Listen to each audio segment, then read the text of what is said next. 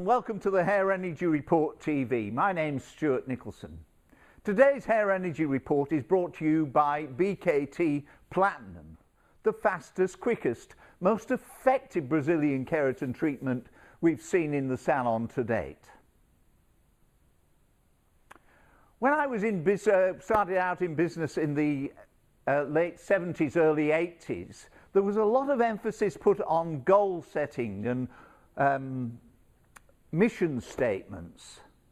There were some fantastic articles written and books written, and everywhere you went, people were talking about goal setting and mission statements. They seem to have gone somewhat out of vogue as a topic of conversation, and I'm not sure whether we're doing them properly anymore. I remember Kenneth Blanchard wrote some fantastic things on the 1 Minute Manager. But that was all set around goal setting. And are we doing it today? You see, when you're in sport, you're always aiming for something. Footballers would be absolutely lost if there wasn't a set of goalposts at the end of each field. But often in business, I find that we're not setting goalposts for our business. And that's where we fall short, because if we haven't got anything to aim for, it would just be chaos in the marketplace and in our business. So what are the goals that you set for yourself? And I want you to develop the idea of goals even further. And I talk about SMART goals. Now, what are SMART goals?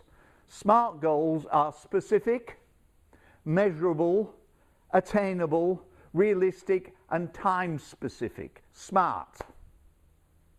So that's specific, measurable, attainable, realistic, and time-specific. The acronym is SMART. Specific. Why must a goal be specific? If you just say, I'm going to lose weight, that's not really going to get you there. You have to say, I'm going to lose 5 kilos. That's being specific. Or I want to have sales of XYZ. That's specific. And that will help propel you along the road.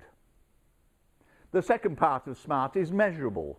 You have to, if you don't measure it, you can't manage it, is an old expression that I learnt early in my business career. So you have to be able to measure whether you're going towards your goal. If it's a weight loss thing, you've got to get on those scales every week and measure whether you're getting towards your goal. Quite simple. Same in business. If you want sales of $100,000 a month, then you've got to measure along the way how you're going to tracking to your 100,000. There's no point in getting to the last week and saying, oh gosh, we're 70,000 short. You have to measure it along the way. Attainable. There is absolutely no point in me saying going from $2,000 a week to $100,000 a week. It is just not going to happen. It has to be attainable steps. So like a child learning to walk, they don't get up and start to run. They crawl, then they get up a little bit higher, and then we go along like this, holding their hands so that they walk in front of us, and sometimes on our feet, and even sometimes. They have to be attainable goals, little steps at a time, so that we build on the stages of development. They have to be realistic. Again, it is absolutely no point in going from a goal of 2,000 to 100,000. It is going to put people off. If you don't set realistic goals, and if you're setting goals for your team members, they have to be something that they can get, so that you can actually take some time out and praise them for achieving their goals.